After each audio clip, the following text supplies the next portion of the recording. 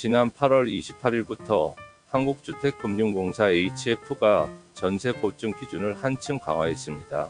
이미 주택도시보증공사 HUG와 서울보증보험 SGI가 기준을 높인 상황에서 마지막 남은 HF마저 규제를 강화하면서 이제 3대 보증기관이 모두 같은 잣대를 적용하게 된 겁니다. 핵심은 바로 집값 대비 보증금 대출 합계가 90%를 넘으면 보증을 거절한다는 것입니다. 그동안은 선순위 채권 기존 대출만 따졌지만 앞으로는 세입자가 낸 전세 보증금까지 합산합니다. 법인 임대인의 경우에는 기준이 더 까다롭게 80%로 제한됩니다. 정부의 설명은 전세 사기 예방입니다. 집값 대비 과도한 보증금 책정을 막아 보증금을 돌려받지 못하는 피해를 줄이겠다는 취지죠. 하지만 현장의 목소리는 다릅니다.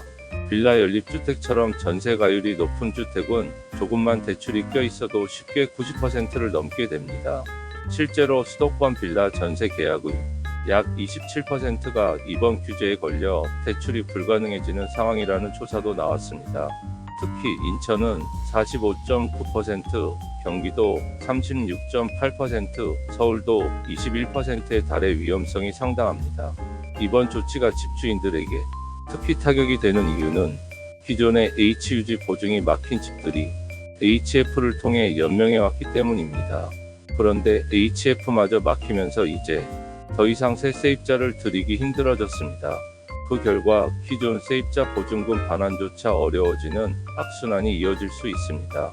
현장에서는 임대인 다 죽이는 정책이다. 돈 더 빌릴 곳도 없는데 보증금은 어떻게 돌려주란 말이냐는 볼멘소리가 터져나옵니다. 결국 전세 시장은 더 얼어붙고 세입자 입장에서도 보증금을 돌려받지 못할 위험이 커지고 있습니다. 보증보험 가입이 어려워지면 전세 대신 월세를 택하는 세입자가 늘어날 수밖에 없습니다. 전세 수요가 줄어들면 보증금이 하락하고 자금 여력이 없는 집주인들은 더더욱 보증금을 제때 돌려주기 힘들어집니다. 결국 시장은 월세 중심으로 재편되고 서민들의 주거비 부담은 커질 가능성이 높습니다. 전문가들은 이를 두고 비아파트 시장이 흔들리면 집주인뿐 아니라 세입자도 피해자가 된다고 경고합니다. 정치권에서도 우려를 나타냈습니다. 더불어민주당 박민규 의원은 정책 취지는 이해하지만 급격한 변화는 오히려 서민 주거 안정을 해칠 수 있다며 연착륙 보완책의 필요성을 강조했습니다. 전문가들 역시 HF의 집값 산정 기준과 실제 시세의 격차를 줄여야 시장 충격을 완화할 수 있다고 지적했습니다.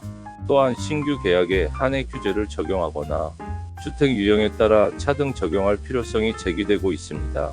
이번 HF의 전세 보증 강화는 단순한 규제 변화가 아니라 전세제도 자체의 구조적 변화를 촉발할 수 있습니다. 단기적으로는 역전세 보증금 반환 분쟁이 늘어나고 장기적으로는 월세 비중이 빠르게 확대될 가능성이 큽니다. 세입자라면 계약 만료 6개월 전부터 임대인의 재정 상황을 확인하고 전입신고 확정일자 같은 법적 권리를 반드시 챙겨야 합니다. 임대인 또한 유동성 관리가 어느 때보다 중요한 시기입니다. 결국 이번 변화는 집주인 세입자 모두에게 위기관리의 필요성을 일깨우는 신호탄이 되고 있습니다.